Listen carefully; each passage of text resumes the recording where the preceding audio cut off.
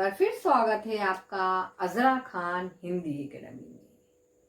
और आज हम पढ़ने वाले हैं संधि। ये बहुत महत्वपूर्ण टॉपिक है क्योंकि ये 7th हो, 8th हो, 9th हो या 10th हो, हमेशा ये काम आने वाला है। संधि का क्वेश्चन हमेशा आता है और ये इसका हमेशा ही महत्व रहता है। तो मैं आपको कुछ ट्रिक बताऊंगी इसकी, जिससे कि आप कभी भी ये कौन सी संधि है क्वेश्चन आए तो आप गलत नहीं करेंगे। सबसे पहले हम देखेंगे संधि का अर्थ। ठीक है, संधि का अर्थ। संधि का अर्थ होता है मेल मिलाप। संधि का क्या अर्थ होता है? मेल अथवा मिलाप। मेल, जैसा कि नाम से स्पष्ट हो रहा है, यानी मेल करना है ना, उनको मिलाना। शब्द संधि हमेशा ध्वनियों के बीच होती है, शब्दों के बीच नहीं होती। हमेशा याद रखना, ध्वनि जैसे आवाज आ रही है, आवाज जो आती है ना उसे ध्वनि कहते हैं अपन। तो ध्वनियों के बीच होती है संधि। अभी संधि के भी प्रकार होते हैं। सबसे पहले अपन देखेंगे स्वर संधि। पहला है स्वर संधि। स्वर संधि। स्वर संधि का क्या मतलब होता है? जहां एक स्वर का दूसरे स्वर से मेल होने पर जो परिवर्तन होता है, वहां क्या होता है? स्वर संधि होता है। एक स्वर का दूसरे स्वर से मेल होने से जो परिवर्तन होता है उसे स्वर संधि कहते हैं। ठीक है, अभी यहां पर देखो, मेल होने से, एक स्वर का दूसरे स्वर से मेल होने से, लिख के बताएंगे। एक स्वर का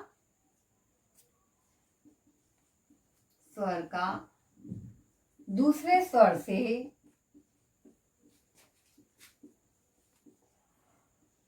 मेल होने से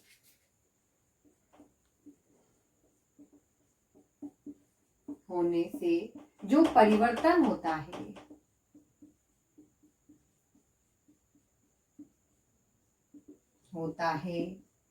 उसे स्वर संधि कहते हैं। ये तो हो गई परिभाषा।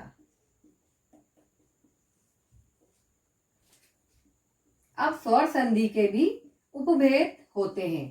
ठीक है, इसके भी उपभेद है। पहला है दीर्घ। दीर्घ जैसा कि नाम से स्पष्ट हो रहा है, दीर्घ मतलब बड़ा। पहला क्या है? दीर्घ। दीर्घ संधि में अधिकतर बड़ी मात्रा आती है। बड़ी, चाहे वो बड़ी मात्रा आती है ना, ये एक ट्रिक है। ठीक है, बड़ी मात्रा आती है।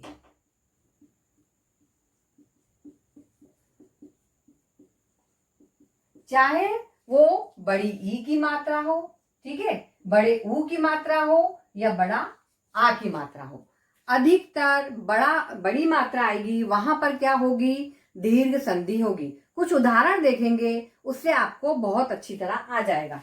जैसे है रजनीश। ठीक है, ये रजनीश लिखा। ठीक है, ये देखो बड़ा, ये क्या है? बड़ी ई की मात्रा। क्या है? बड़ी ई की मात्रा। इसका संधि विच्छेद करेंगे अपन, रजनी धन ईश। ठीक है, अभी देखो, ये भी बड़ी ई की मात्रा है और ये भी बड़ी ई की मात्रा है। तो मैंने आपको क्या बताया? बड़ी मात्रा आती है, चाहे बड़ी ई की मात्रा हो, चाहे बड़ा ऊ की मात्रा हो, चाहे बड़ा आ की मात्रा हो। ठीक है, रजनीश हो गया। ठीक है, महात्मा, महाधन आत्मा, इसका ये संधि विच्छेद हुआ। ये देखो आप, बड़ा आ की मात्रा। ठीक है, ये देखो आप, बड़ा आ की मात्रा। ये देखो आप, बड़ा आ की मात्रा। ठीक है, यहां भी देख लो आप, बड़ा आ की मात्रा। यहां ये देखो, सब बड़ा आ की मात्रा आ रही है, तो क्या हुआ? दीर्घ संधि हुआ। अभी है वधुसव। अभी इसका आएगा संधि विच्छेद, वधु धन उत्सव। अभी यहां पर देखो आप, ये बड़ाऊ की मात्रा आई, तो ये क्या हुआ? दीर्घ संधि। दीर्घ यानी क्या होता है? बड़ा होता है। आपको ये संधि क्या अर्थ मैंने समझाया, स्वर संधि समझाई, और उसके बाद उसका एक ये उपभेद है दीर्घ संधि, तो वो भी आपको बताया मैंने। अभी अपन गुण संधि देखेंगे। जिसको देखना है वो अच्छी तरह एक बार और बोर्ड पर देख सकता है। ठीक है, अभी मैं आपको गुण संधि पढ़ाऊंगी, इसको रफ करूंगी फिर गुण संधि लिखती हूँ।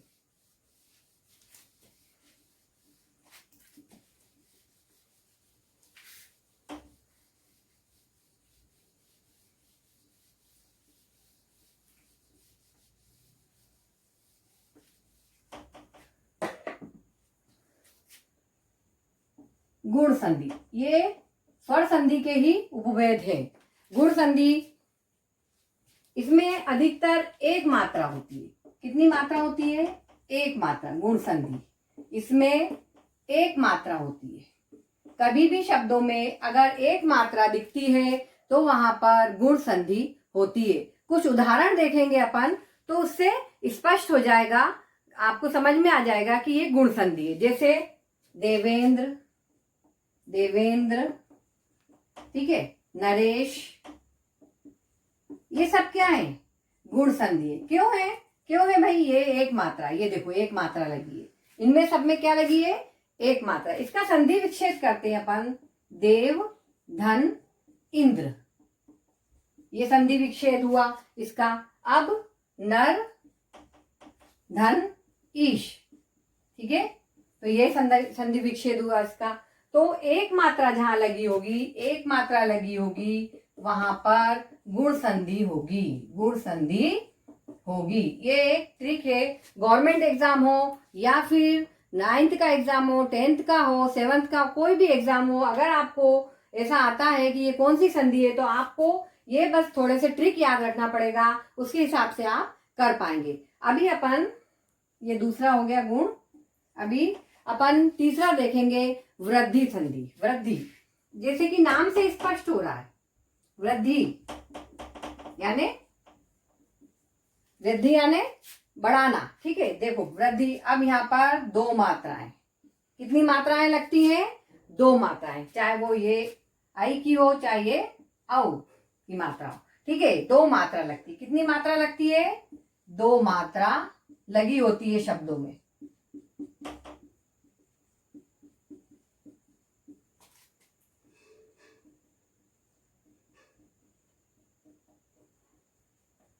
बस ये याद रखना, दो मात्रा लगी होती है। अभी कुछ उदाहरण देखेंगे, उससे बहुत अच्छी तरह आपको समझ में आएगा। जैसे सदैव, ठीक है, ये देखो सदैव, ये दो मात्रा लगी है, तो यहाँ क्या पर हुआ? यहाँ वृद्धि संधि। वृद्धि होगी ना भाई, एक मात्रा से दो पे आ गए, जैसा नाम से स्पष्ट हो रहा है, वृद्धि संधि है ना। सद, धन, एव, इसका सद, धन, एव, ये इसका संधि विच्छेद हुआ। अभी अपन देखेंगे एक एक, ठीक है, ये एक एक, अभी इसका संधि विच्छेद हुआ, एक, धन, एक, ये हो गया संधि विच्छेद। अभी देखेंगे यण संधि। यण संधि, उसके पहले आप एक बात समझ लो, या, व और रा के पहले क्या आता है? आधा शब्द आता है, यण संधि।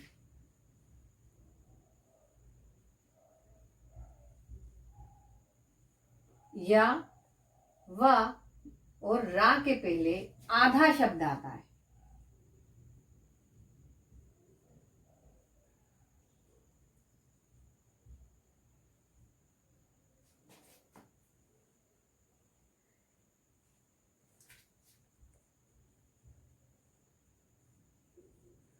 जब भी कोई शब्दों में या, व और रा आए और उसके पहले आधा शब्द आए तो समझ जाना यण संधि है। उदाहरण देखेंगे, उससे बहुत अच्छी तरह आपको समझ में आएगा। स्वच्छ, ठीक है, मैंने आपको क्या बताया था? य, व और रा।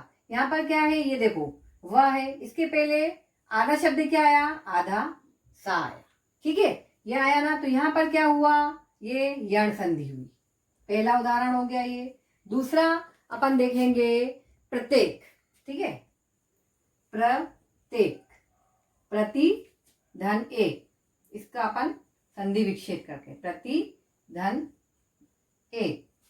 अभी ता है, आधा ता, ये, और या है, तो ये क्या? या के पहले आधा शब्द या आया, इसके पहले आधा क्या आया? ता है, तो यहाँ पर क्या हुआ? यण संधि हुआ। अभी तीसरा उदाहरण है इत्यादि।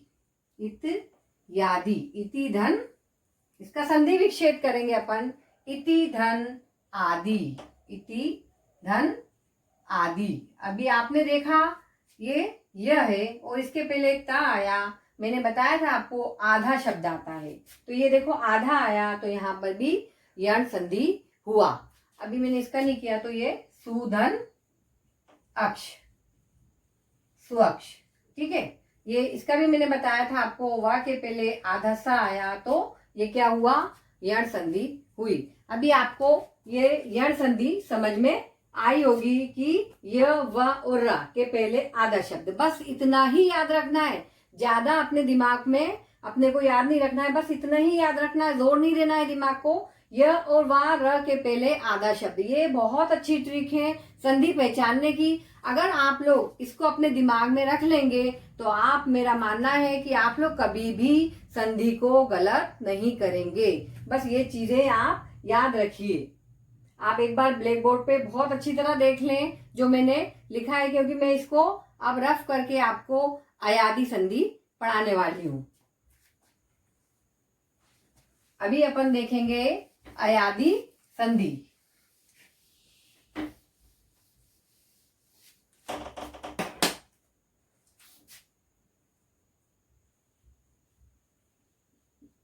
अयादी, सबसे पहले ये जानेंगे कि अयादी संधि क्या होती है। जहां पर ए की मात्रा, औ की मात्रा, ठीक है, ये मात्राएं नहीं आती हैं, वहां पर क्या होता है, ये मात्राएं नहीं आना चाहिए, वहां पर अयादी संधि होती है। और अधिकतर 3 अक्षर आते हैं, बस 3 अक्षर में कोई भी शब्द लिखा रहता है। जैसे ए की मात्रा, ठीक है, आई की मात्रा, औ की और ओ की, ये मात्रा नहीं आती है, वर्ड में, शब्द में नहीं आती है। ध्यान दें, ए औ ओ की मात्रा नहीं आती है, शब्द में नहीं आती है, वहां पर अयादी संधि होती है।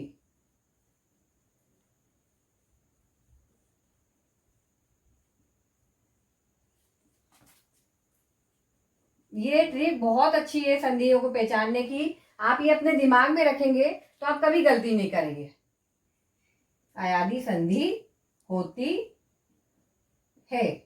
अभी ये मात्राओं का ध्यान रखना, बस आप लोग, इनकी मात्रा नहीं आए शब्द में, और अधिकतर 3 शब्द होते हैं, अधिकतर 3 शब्द आते हैं, 3 शब्द होते हैं, वहां पर अयादी संधि होती है, वहां अयादी संधि होती है। अब ये परिभाषा को आप समझ जाएंगे, इनकी ट्रिक अगर आप याद रखेंगे तो आपको समझ में आ जाएगा, है ना। अभी उदाहरण देखेंगे यह अयादी संधि का, तो आपको बहुत अच्छी तरह ट्रिक समझ में आ जाएगी।